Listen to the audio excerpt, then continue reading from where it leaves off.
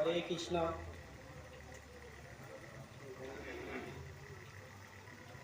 নারায়ণং নমস্কৃত্যং নরং চৈব নরোত্তমং দেবীং সরস্বতীং ব্যাসং ততো জয়মুদীরয়ে।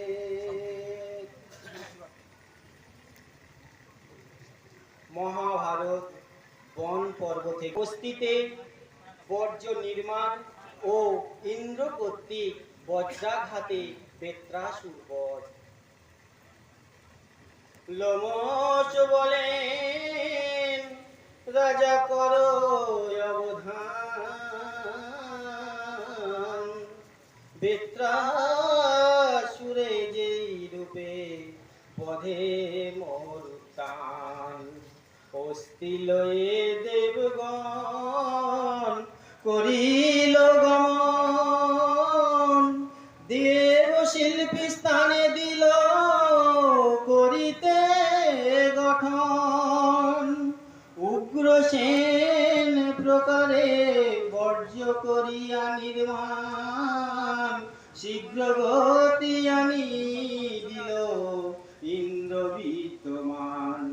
বর্জনিয়া সাজি থাকে দেব পুরন্দর, হেন কালে এলো বেত্রাসুর দৈত্যেশ্বর। প্রবল দানব দৈত্য সংহিংসতি করিয়া, সুমেরু শিখর যেন পর্বত বেড়িয়া। মার মার শব্দ করি মহাকলরব, প্রলয় সময় যেন উথলে অর্ণব। পর্বত আয়ুধ কেহ ধরে দৈত্যগণ, নানা অস্ত্র চতুর্ভিতে করে বরিশন। গজেন্দ্র চড়িয়া ইন্দ্র বর্জলয় হাতে, দেবগণ সহজায় বিত্রের মারিতে। ইন্দ্র দেখি ঘোর নাদে গর্জে দৈত্যেশ্বর, ভয়ঙ্কর শব্দে কাঁপে যত চরাচর। আকাশ পাতাল জুড়ি মুখ মেরিধায়, দেখিয়া আমার পতি ভয়েতে পালায়। দেবগণ সহ ইন্দ্র যাই অড়াবড়ি, পাচু পাচু দৈত্যগণ খাই তাড়াতাড়ি।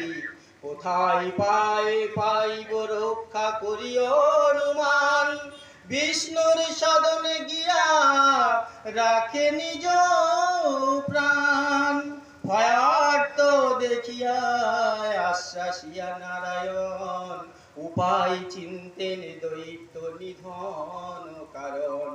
দিলেন আপন তেজ হরিপুরন্দরে, বিষ্ণু তেজ পেয়ে পুনঃ চলিল সমরে। অন্য দেবগণে তেজ দিল ঋষিগণ, পুনর্দেবাসুরে হয় ঘোর তরণ।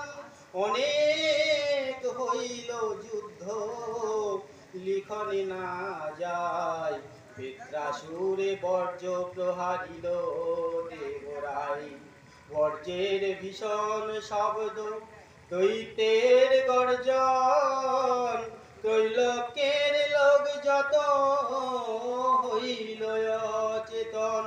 বজ্রাঘাতে অসুরের মুন্ড হইল চূর্ণ, আর যত ছিল সবে পালাইল তূর্ণ। যতেক দানব দৈত্য কালকে অগণ, সমুদ্র ভিতরে প্রবেশিল সর্বজন। গৌর প্রেমানন্দে হরি হরি বলো। আমার একটা চোখ খানা, আমি দেখা